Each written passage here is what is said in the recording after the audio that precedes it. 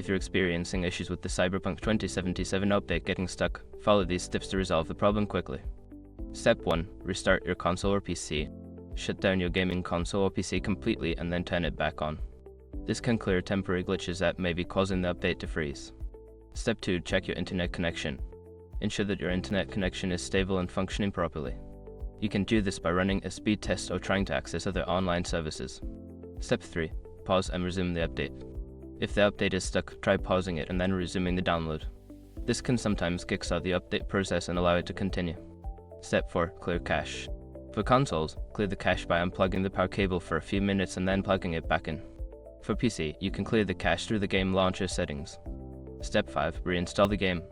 If all else fails, uninstall and then reinstall Cyberpunk 2077. This will ensure that you have the latest version of the game and can help resolve any update issues. By following these steps, you should be able to fix the update issue and get back to playing Cyberpunk 2077.